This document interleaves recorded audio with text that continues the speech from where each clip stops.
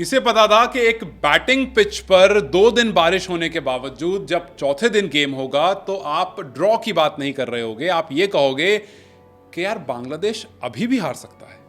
जी हाँ, मतलब पहले दिन बांग्लादेश ने आधा मैच खेला, कुछ 35 ओवर्स का मैच हुआ, 107 रन, 3 विकेट, फिर उसके बाद 2 पूरे दिन खराब हो गए।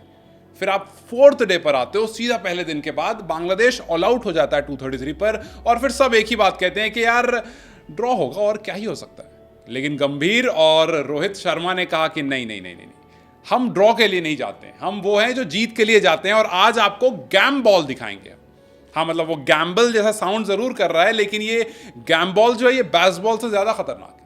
बैज जो इंग्लैंड के कोच हैं, ब्रैंडन मैकलम, और यहाँ पर गौतम गंभीर। देखिए, गौतम गंभीर को चैलेंज बड़ा पसंद है, और गौतम गंभीर ने एक बार फिर दिखा दिया कि अगर आप ये सोच रहे हो कि 2 दिन खराब हो गए और बांग्लादेश क्या ही कर लेगा, बहुत से बहुत, मतलब 233 पर ऑल आउट हो गया, हम 1-1.5 दिन और खेलेंगे, एक आध सेंचुरी लगाएंगे, because after all batting pitch है, तो आप सेंचुरीज देखोगे। लेकिन ऐसा कुछ नहीं हुआ, और वो हुआ जो टेस्ट क्रिकेट की हिस्ट्री में आज तक कभी नहीं हुआ था।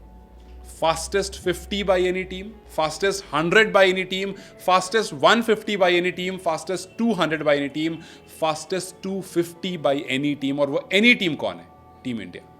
रोहित शर्मा और यशस्वी जायसवाल जब बल्लेबाजी करने आते हैं, लगता है जी छोटा सा टोटल है, धीरे धीरे खेलेंगे, आगे बढ़ेंगे, और एक लंबा स्कोर, एक बड़ा स्कोर, जैसा हाल फिलहाल में श्रीलंका ने लगा दिया था न्यूजीलैंड के सामने, कुछ वैसा लगा देंगे, और फिर उसके बाद मैच जो है वो ड्रॉ हो जाएगा। रोहित ने कहा कि नहीं, हमारे प्लान्स अलग हैं। यशस्वी ने कहा कि हमारे प्लान्स अलग हैं। पहले ओवर में आते ही 3 बैक टू बैक चौके लगाए, हैट्रिक फोर्स। फिर अगले ओवर में रोहित शर्मा आते हैं, वो 2 छक्के लगाते हैं पहली 2 बॉल में, और फिर उसके बाद बता देते हैं कि भाई आज कुछ अलग होने वाला है। 3 ओवर में, महज 3 ओवर में टीम का स्कोर 51 रन हो गया था। आपने पहले दिन में 55 ओवर्स खो दिए थे, आपने दूसरे दिन पूरा दिन का खेल खत्म हो गया था, तीसरे दिन पूरा दिन का खेल खत्म हो गया था, अब बचा है तो लास्ट दिन। बांग्लादेश 26 रन से अभी भी ट्रेल कर रही है, और आज हम में से किसी ने ये नहीं सोचा था, मैंने खुद नहीं सोचा था कि मैं यहां पर खड़ा होकर के आपसे ये कह रहा हूंगा कि जी इंडिया अभी जीत सकती है।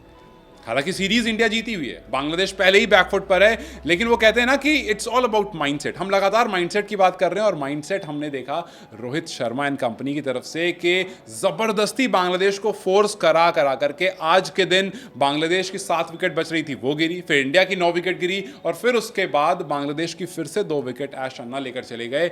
और जब हम बैटिंग कर रहे थे तो हम रिकॉर्ड्स बना रहे थे, लेकिन जब गेंदबाजी करने आए तो वहां भी रिकॉर्ड्स बने। खैर, उसके बारे में थोड़ी देर बाद बात करूंगा, लेकिन फिलहाल अगर आपको रन रेट्स के बारे में बताऊं तो highest run rate in inning in test cricket history में अगर 200 प्लस रन्स में आप देखोगे तो इंडिया ने आज बांग्लादेश के खिलाफ 8.22 के रन रेट से बैटिंग की है, जो कि बहुत ज्यादा है। ऑस्ट्रेलिया ने किया था 7.53 से, इंग्लैंड ने किया था पाकिस्तान के खिलाफ 7.36 से, और आज इंडिया ने वो करके दिखाया जो हमने कभी एक्सपेक्ट नहीं किया था, जिसमें यशस्वी जायसवाल, रोहित शर्मा, इनफैक्ट 2 क्यों, सारे के सारे खिलाड़ी ऐसे ही खेल रहे थे। चाहे आप केएल राहुल की बात कर लें, केएल राहुल को लेकर के बहुत लोग बहुत शौक थे कि यार ये जो 285 में 9 है, ये शायद पॉसिबल नहीं होता अगर केएल राहुल के वो रन्स नहीं आते। केएल राहुल जब बल्लेबाजी करने आए, बहुत लोग, इनफैक्ट हम यहां पर बात कर रहे थे कि यार अब नहीं होगा, अब हो गया, मतलब आपको जो रन्स तेज तेज देखने थे वो हो गए, अब यहां पर सब कुछ धीरे धीरे होने लगेगा, बिकॉज केएल राहुल तो ओडीआईज में टेस्ट खेल लेते हैं। लेकिन आज केएल राहुल ने कहा कि नहीं भैया, हम किसी और प्लान से आए, जिस प्लान से यशस्वी जायसवाल आए थे, जिस प्लान से यशस्वी जायसवाल ने आकर के वीरेंद्र सहवाग, ग्रेट वीरेंद्र सहवाग का रिकॉर्ड तोड़ दिया, सबसे तेज 50 बना दिया as an opener Indian cricket में, तो जाहिर सी बात है कि हम बस यूं ही नहीं जाने देंगे। जिस तरह से रोहित शर्मा ने एक सेल्फलेस क्रिकेट खेली, उसी तरह से विराट कोहली ने उसको कंटिन्यू करा, उसी तरह से केएल राहुल ने कंटिन्यू करा। हालांकि विराट कोहली 3 रन से चूक जरूर गए, और आज बहुत लोग ये बात लिख रहे हैं कि यार क्या विराट कोहली का आपने वो सेल्फलेस अंदाज देखा? आपने देखा कि विराट कोहली को लगभग 1 साल हो गए टेस्ट क्रिकेट में 50 नहीं, 100 नहीं आया, सॉरी 50 नहीं आया, और फिर भी उसके बावजूद पिछले साल, if I am not wrong, पिछले साल उनका टेस्ट क्रिकेट में लास्ट 50 आया था, और आज 47 पर खेल रहे थे। आराम से 1-2 रन स्ट्राइक रोटेट करके वो 50 कंप्लीट कर सकते थे, बट उसके बावजूद वो लंबी हिट के लिए गए और साकिब की बॉल पर क्लीन बोल्ड हो गए। But then he was smiling, because जो टारगेट सेट किया गया था गैम बॉल के थ्रू, जो टारगेट सेट किया गया था गौतम गंभीर और रोहित शर्मा के थ्रू, वो आपको पॉसिबल रहा, लेकिन बहुत अनफॉर्चुनेट रहा, क्योंकि अगर आप 40s में आउट होने वाले प्लेयर्स का नाम देखेंगे तो उसमें विराट कोहली का नाम दूसरे नंबर पर है। ठहरे। ब्रायन लारा और सौरव गांगुली 22 टाइम्स और फिर विराट कोहली 21 टाइम्स। मतलब काफ़ी बार विराट के फैन कहते हैं कि यार ये 21 टाइम्स जो 40s में आउट हो गए, अगर नहीं होते तो सोचिए कि 50 कितनी होती उनकी।